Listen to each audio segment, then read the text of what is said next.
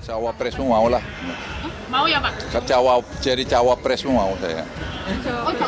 Kamu jadi presidennya, saya jadi wakilmu mau. Pak Luhut kalau jadi cawapresnya Pak Anies gimana? Enggak, saya sudah bilang saya tidak terpikir untuk ke situ lagi. Saya 2024 saya pikir sudah cukup lah.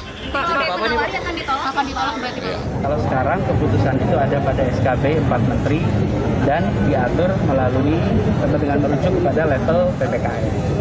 Tadi siang saya berkomunikasi dengan Pak Luhut Binsar Panjaitan sebagai Ketua Satgas Covid Jawa Bali mengusulkan agar PTM di Jakarta ditiadakan.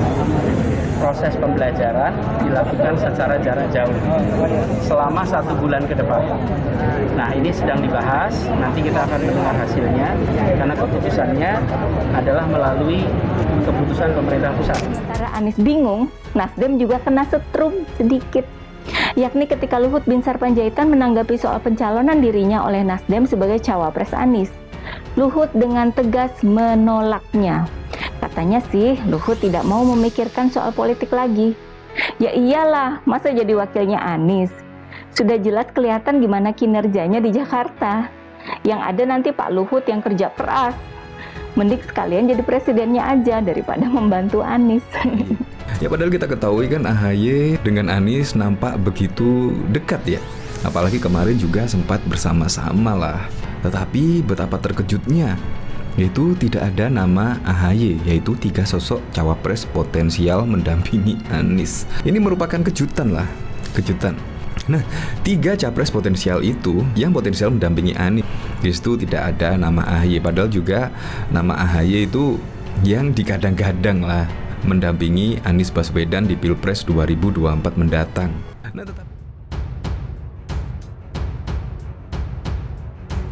Luhut tolak tawaran Nasdem jadi cawapres Anies. Menteri Koordinator Bidang Kemaritiman dan Investasi Luhut Binsar Panjaitan menolak tawaran elit Partai Nasdem untuk mendampingi Anies Baswedan sebagai calon wakil presiden pada pemilihan presiden 2024. Luhut menegaskan dirinya tidak tertarik lagi untuk ikut dalam kontestasi Pilpres 2024. Dia mengatakan dirinya sudah merasa cukup berkecimpung di dunia politik dengan tugas terakhir membantu pemerintahan Presiden Joko Widodo. Sebelumnya, sejumlah elit Partai Nasdem, Partai Demokrat, dan Partai Keadilan Sejahtera mengunjungi kediaman Anies Baswedan pada Selasa 25 pada Selasa siang. Ketua DPP Nasdem Willy Aditya mengatakan para perwakilan ketiga partai yang disebut tim kecil makan siang di rumah Anies. Tak hanya itu, mereka juga berdiskusi mengenai kriteria dan mekanisme cawapres untuk Anies. Komunikasi politik antara ketiga partai tersebut memang terjadi belum intens sejak beberapa waktu lalu. Bahkan dari bahasa para elit politiknya, pengumuman koalisi 3 partai itu tinggal menunggu waktu. Di sisi lain, Wakil Ketua Umum Partai Nasdem Ahmad Ali sebelumnya sempat mengatakan dirinya mendorong Luhut untuk dapat dimajukan sebagai pendamping Anies saat kontestasi Pilpres mendatang. Tidak satu suara, Nasdem pingin punya bandar, PKS dan Demokrat tolak tegas. Sebelumnya, deklarasi koalisi perubahan yang digagas Nasdem Demokrat PKS pada 10 November gagal terrealisasi. Deklarasi tersebut menurut petinggi Nasdem kemungkinan bakal mundur hingga akhir tahun. Pemunduran itu ditengarai karena PKS masih harus menggelar rapat Majelis Syuro, sementara Ketua Umum DPP Partai Demokrat Agus Harimurti Yudhoyono baru pulang ke Indonesia pada 10 November. Menanggapi hal tersebut, Wakil Ketua Umum Partai Gelora Fahri Hamzah menyebutkan bahwa mundurnya deklarasi terkait dengan belum ada kesepakatan bandar. Fahri menyebutkan untuk memenuhi presidensial threshold 20%, partai bisa bergabung untuk membangun koalisi. Namun keputusan itu tergantung dengan sosok bandar. Pihak PKS langsung menegaskan membantah keberadaan bandar besar yang ingin menguasai koalisi perubahan. Sama dengan PKS, Demokrat lewat juru bicaranya Herzaki Mahendra menyampaikan dengan tegas tak ada sosok bandar dalam koalisi perubahan. Herzaki membeberkan deklarasi pengusungan Anies Baswedan sedang dipersiapkan. Publik diminta bersabar sambil terus-menerus memantau berita soal perkembangan koalisi perubahan.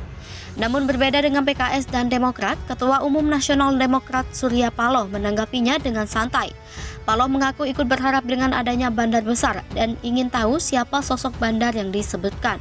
Menurutnya, si bandar terus mau dekat dan bersimpati dengan Partai Nasdem sehingga partainya itu akan menghormati bandar tersebut. Meskipun demikian, Surya Paloh tetap waspada apabila nantinya ternyata si bandar justru malah akan mengacaukan koalisinya dengan Demokrat dan PKS. Pilih setia sama Nasdem dan Demokrat usung Anies Baswedan. PKS tolak tawaran Golkar gabung KIB. Partai Golkar disebut-sebut telah membujuk PKS untuk mau bergabung ke Koalisi Indonesia Bersatu alias KIB. Hal itu disampaikan Wakil Ketua Majelis Syuro Partai Keadilan Sejahtera Sohibul Iman. Namun PKS menolak mentah-mentah tawaran dari Partai Golkar tersebut. PKS memantapkan diri membangun koalisi dengan Nasdem dan Demokrat untuk mengusung Anies Baswedan jadi Capres 2024. Politikus senior PKS ini menyebut pihaknya sempat menawarkan balik Golkar agar gabung Nasdem dan Demokrat di koalisi perubahan mengusung Anies Baswedan sebagai Capres 2024. Ia pun lantas menyebut PKS tak melanggar apapun ketika berkomunikasi dengan partai lain. Selain dengan Golkar, Sohibul mengaku PKS juga berkomunikasi baik dengan Gerindra dan Perindo. Ia pun menyebut perbedaan pandangan politik bukan berarti hubungan antar parpol yang berjarak. Sosok penghina Iriana yang berujung di target Bareskrim terbukti ada pidana. Karisma Jati pasrah. Karisma Jati berujung panjang setelah heboh karena cuitannya tentang Iriana Jokowi. Siapa sebenarnya sosok Karisma Jati yang ramai dibicarakan itu? Pria yang sebut menghina ibu negara Iriana Joko Widodo bernama Karisma Jati sebenarnya telah mengirimkan cuitan tentang Iriana Jokowi yang berujung viral itu. Postingan tersebut dihapus. Namun beberapa netizen merasa bahwa tindakan Karisma Jati belum termaafkan. Kini akhirnya muncul kabar terbaru bahwa setelah ditelisik kepolisian, tindakan Karisma Jati bisa berujung pidana. Terutama hukum pidana telah menghina ibu negara Indonesia yang merupakan lambang negara. Setelah dianggap menghina ibu negara, Iriana Jokowi, komikus Karisma Jati terancam hukuman pidana. Dari postingan yang diunggah oleh Karisma Jati yang disebut menghina Ibu Iriana, Bareskrim menemukan dugaan unsur pidana. Diketahui kini pihak kepolisian tengah menyelidiki identitas pelaku Karisma Jati. Direktur Tindak Pidana Siber Bareskrim Polri, Brigjen Adi Vivit menyatakan sedang menyelidiki. Adi Vivit menyampaikan bahwa Karisma Jati menjadi target. Lantaran pihak penyidik menemukan adanya unsur pidana terhadap unggahan Karisma Jati yang dianggap menghina Iriana Jokowi. Diketahui sebelumnya Karisma Jati memposting foto di Twitter hingga menjadi sorotan publik. Dari postingan tersebut, Karisma mengunggah foto Iriana Jokowi yang berdampingan dengan ibu negara Korea Selatan, Kim Kun Hee. Postingan yang diunggah Karisma Jati tersebut dengan caption bernada menghina. Karisma Jati mengunggah di akun Twitter pribadinya @koprofiljati. Setelah ramai diperbincangkan warganet, akun dengan username @koprofiljati tersebut menghapus postingannya. Terus ditelusuri, ternyata Karisma Jati bukan masyarakat pada umumnya. Ada pekerjaan yang sering ia lakukan sehari-hari berhubungan dengan komunikasi. Karisma Jati merupakan seorang komikus. Sebelumnya Karisma Jati dikenal sering menciptakan karya-karya yang penuh kontroversi. Mengutip Warta Kota, pada 2016, komikus 36 tahun ini pernah membuat komik bernuansa asusila terhadap anak. Hingga kini belum diketahui jelas makna dari komik asusila tersebut, namun banyak yang menduga komik tersebut untuk menyerang seorang komikus wanita. Komik tersebut pun menciptakan konflik antara Karisma Jati dan seorang komikus wanita. Setelah menimbulkan perdebatan dan mendapat kecaman dari berbagai pihak, komik itu dihapus. Tak hanya itu, Karisma Jati juga kerap menjadi kontroversi karena membuat karya-karya berunsur kekerasan sadis hingga konten seksual. Sampai akhirnya ia dikenal sebagai komikus yang suka berkarya secara gamblang. Saat dirinya menjadi viral dan mendapat hujatan dari banyak orang, Karisma Jati menuliskan permintaan maafnya secara resmi. Postingannya diunggah Karisma dengan caption yang bernada menghina. Aksi Karisma membuatnya diserang warganet dan tidak terima jika dirinya menghina Iriana Jokowi. Pada akhirnya, Karisma Jati membuat surat permintaan maaf terbuka. Dikutip dari akun Facebook Karisma Jati, ia memposting surat terbuka untuk keluarga presiden, termasuk Iriana Jokowi.